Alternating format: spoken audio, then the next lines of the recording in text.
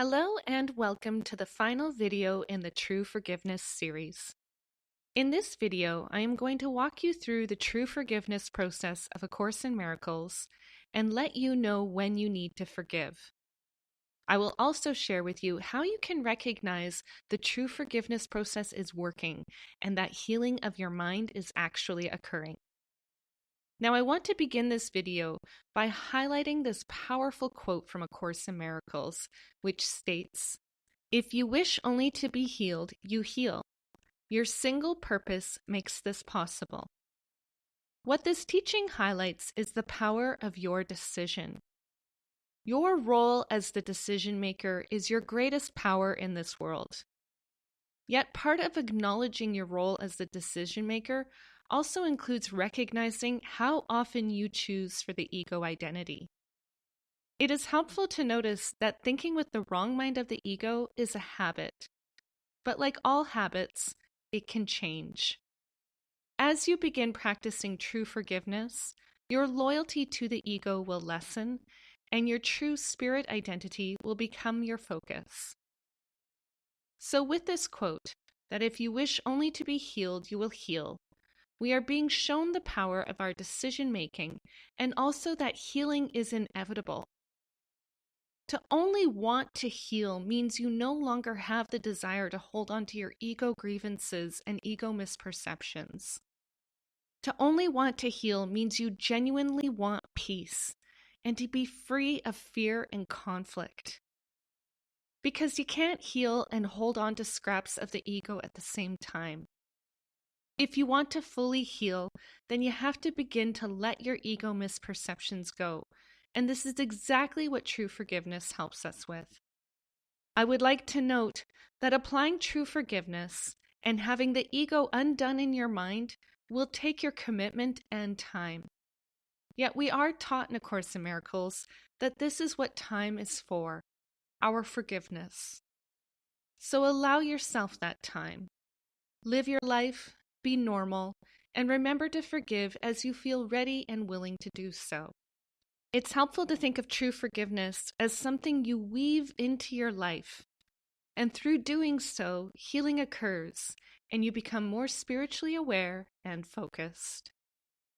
Before I get into describing the true forgiveness process, I want to give you a brief reminder of what you are actually forgiving, and also how to know when you need to forgive.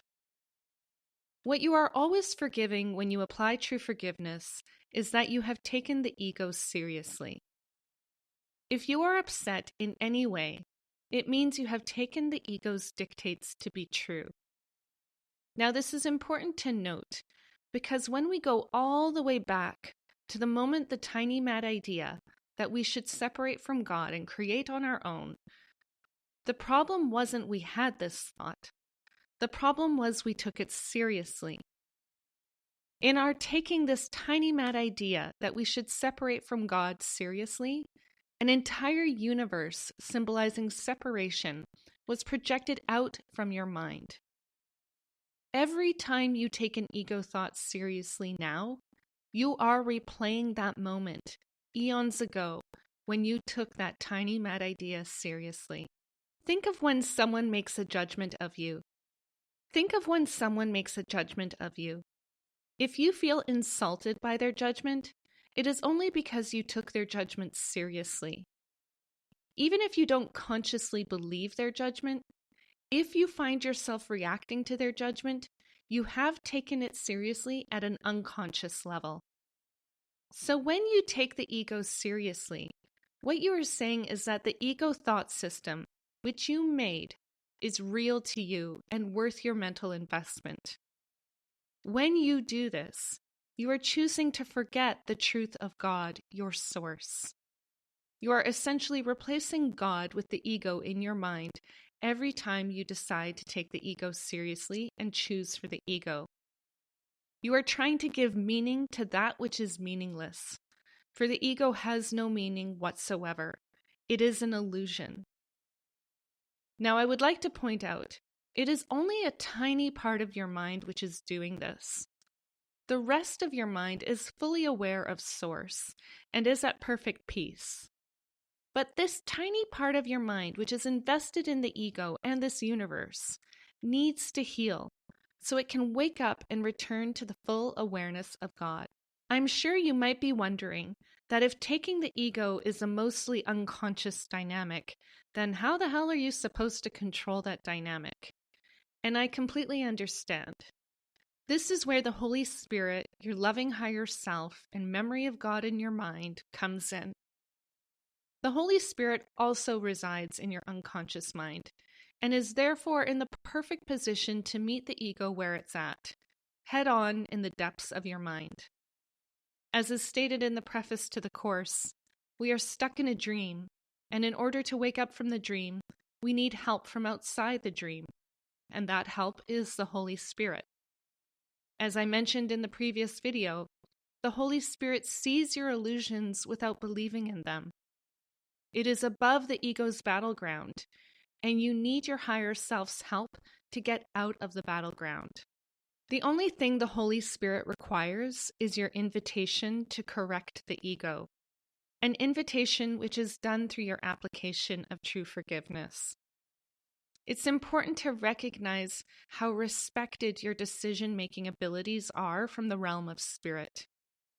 If you are not ready to let go of your ego grievances, the Holy Spirit simply waits for your readiness.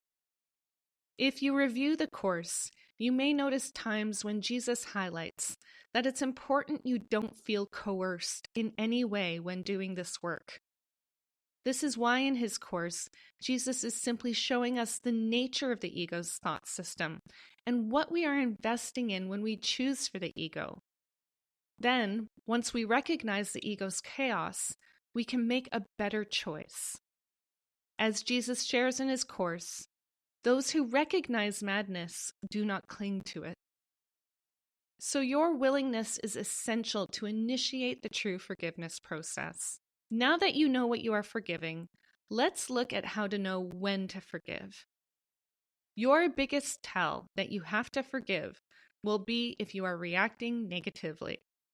If you are feeling fearful, guilty, sad, angry, or anything out of sorts, that means you are taking the ego seriously.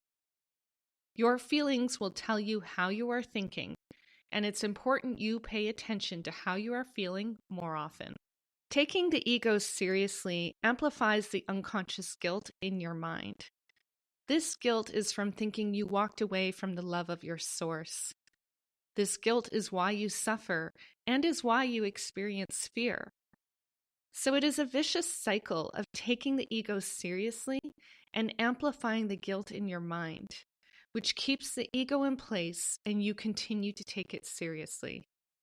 To hop off this cycle, you must use your willingness to move beyond the ego and apply true forgiveness.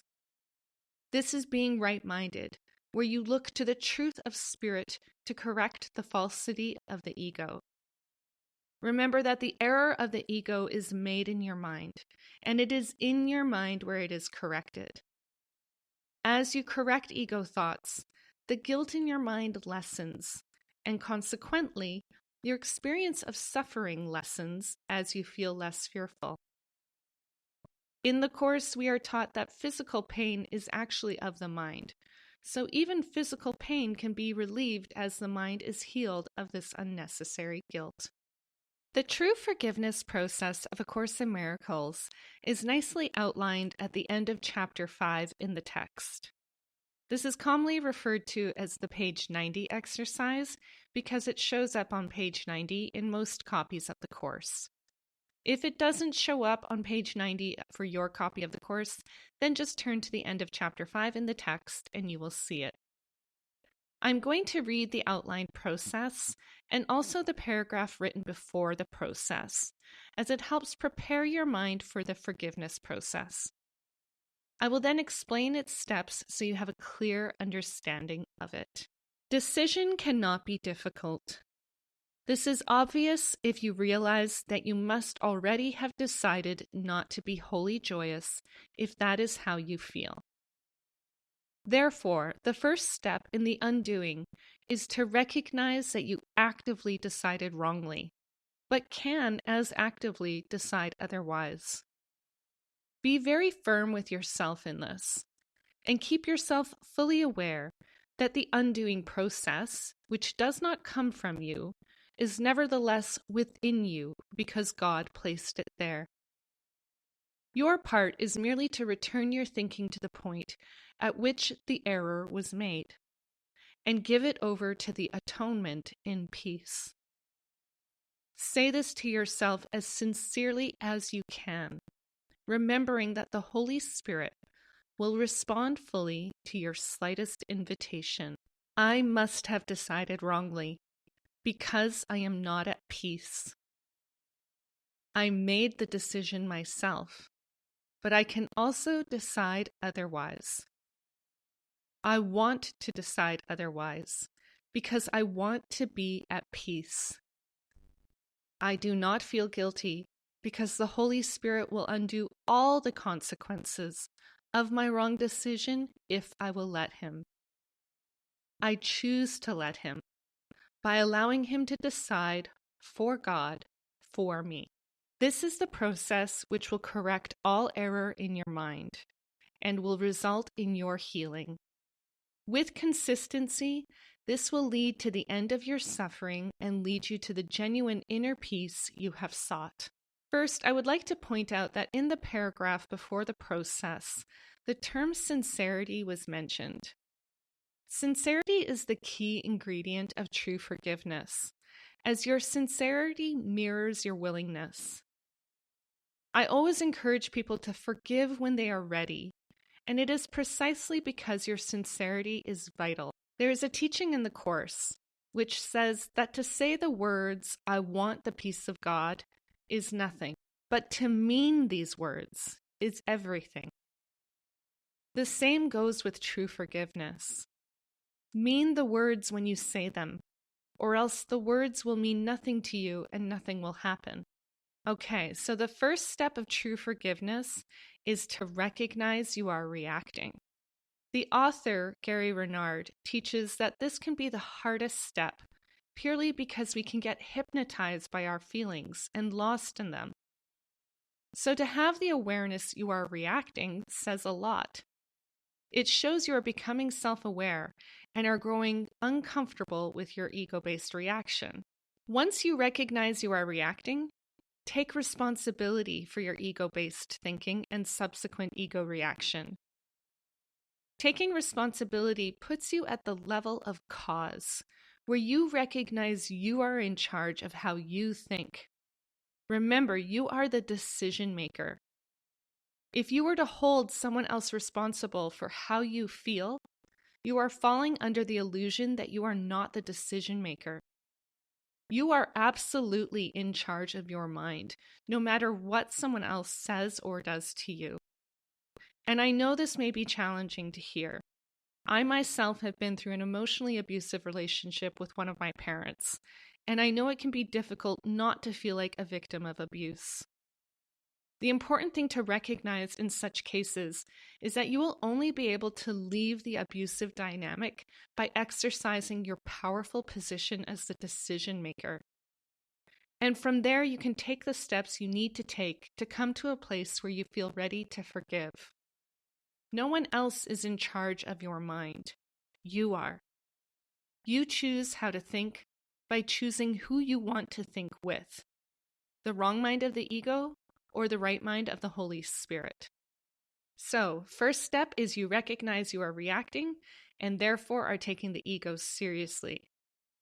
Part of this first step is not projecting responsibility for your reactions onto someone else or the world, but to take responsibility for your reactions. Remember, if you are responsible for how you think and therefore react, then you are in the prime position to change your mind so healing can occur. Okay, so the next step is to ask the Holy Spirit to judge what you are upset about for you. And we can easily call this second step the Holy Instant, where you turn from the ego to the Holy Spirit. With our ego minds, we don't know how to judge. We only make things worse. And it is because we judge with the ego mind that we get upset and perpetuate our own suffering. So we need help. And that is where the Holy Spirit comes in. The Holy Spirit judges things as either true or false. What is of the ego is false. So when we hand over what we are upset about to the Holy Spirit will judge the ego as false, and in that moment, that portion of the ego mind is undone. Bit by bit, as you apply true forgiveness, the falsity of the ego disappears in the light of truth which is in your mind. To help explain this, we can turn to miracle principle number 39, which states, "The miracle dissolves error because the Holy Spirit identifies error as false or unreal." This is the same as saying that by perceiving light, darkness automatically disappears. We don't need to fully understand what the Holy Spirit does in the background of our mind. We just need to get out of the way and let it happen, which it will. Because remember, the Holy Spirit responds to your slightest invitation. The final step is to accept the atonement principle and see with spiritual sight. Remember that the atonement principle states that we never left God. That one simple and true idea undoes all of the falsity of the ego. Do not be deceived by its simplicity. The atonement is the most powerful idea in this world. And once you accept the atonement, you acknowledge your true identity which God created. Your true spirit identity is what your forgiveness will lead you to remember. And through accepting your true spirit identity, your mind heals of the mistaken ego identity. It is also essential that if what you are forgiving involves others, that you see the truth in them as well. They are not their suffering, and they are not their body. They are the innocent child of God, one with you, one with God. It is vital you see the truth in others so your mind heals. For as we are taught in the Course, as you see others, you see yourself. You cannot know peace while you hold grievances and ego judgments about another. In time, you must let those go to be dissolved in the light of peace. So this is the true forgiveness process, which can be summed up nicely into 3 steps. Step 1, catch yourself when you are reacting fearfully and take responsibility for your reaction by recognizing you have chosen to take the ego seriously. Step 2, ask the Holy Spirit to judge your fear-based thoughts for you. Don't worry about the details of this step, as it is an unconscious process. Step back and let the Holy Spirit do its job. Step 3, accept the atonement for yourself by acknowledging that you never left God, and activate your spiritual sight that you are exactly as God created you, even if you are dreaming that you are something else. As you practice this process, whether by moving through the 3 steps or saying the process outlined at the end of chapter 5 of the text, you will begin to experience healing. The process will become part of you, and you will begin to notice when you don't forgive. I suggest starting on the things you are genuinely ready to let go of, and also do this when you feel happy or calm. As the process becomes part of you, you will find yourself applying true forgiveness swiftly whenever you recognize you're upset, and it will become easier to do. Now that you know the true forgiveness process, you can begin applying it as you feel ready to do so. The cool part is you'll begin to recognize the healing benefits of true forgiveness within yourself. Signs you are healing can start out subtle, but can grow stronger as you continue with it. The biggest tell your mind is healing through true forgiveness is you become less reactive. You start to notice when you're upset and are less inclined to project your reactions onto others or the world. You start to sense that why you are reacting is because of something within you and not because something outside of you seems to be happening. It really is an internal process. Another sign you are healing is you are less attracted to ego-based things.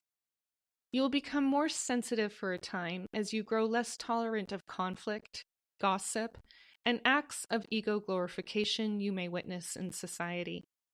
Don't judge your increased sensitivity. Just be aware of it and use it to help you when you recognize you are giving into the ego's thought system.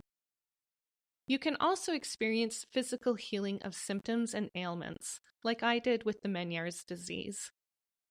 Remember that true forgiveness is to heal the ego content beneath physical symptoms.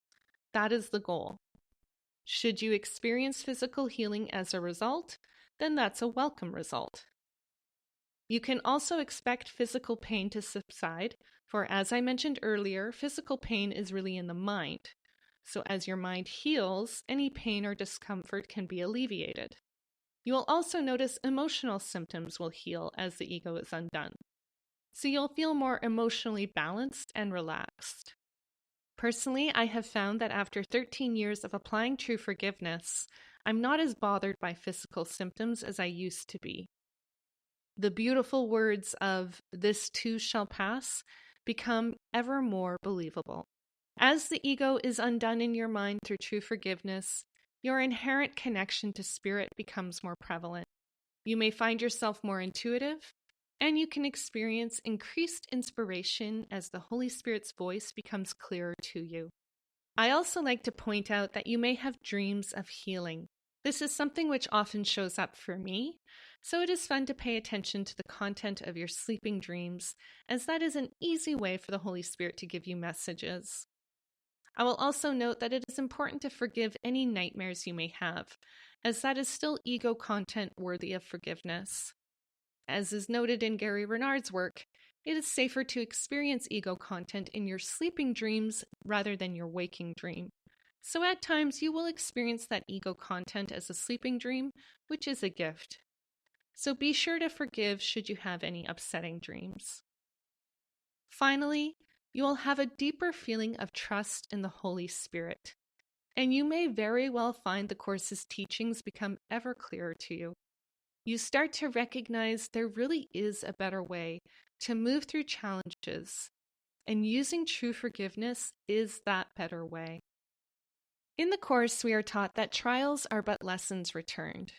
For where we made a faulty decision before, we can now forgive. Never underestimate the power of your forgiveness work. Even though you may not always see the benefits of your forgiveness, you can trust healing is occurring. In fact, healing is a natural result of true forgiveness. Some things you may find you have to forgive over and over. Those are known as a slow burn. But each time you forgive, a layer of ego content is undone in your mind. So although it may look like you're forgiving the same thing, it is another layer of the ego which you are having undone. So keep going and let yourself be surprised by the healing results. As I shared, I have used this process to heal the ego content beneath Meniere's disease, caregiver's post-traumatic stress disorder, and an emotionally abusive relationship with a parent. All of these situations are areas which have healed in my life, which I am deeply grateful for. And I share this because I want you to know that you too deserve to heal and know genuine peace. So you can think of things this way. Any area of your life where you are experiencing a challenge is an area of your life where you need to allow God's love to be extended into. Open the door in your mind for the Holy Spirit to come in and shine a light on any challenge and every challenge, so you can heal from all that seemed to cause you pain. As you are the decision maker, the decision for peace awaits with you. Thank you for watching this video, and may this be helpful for you on your healing journey.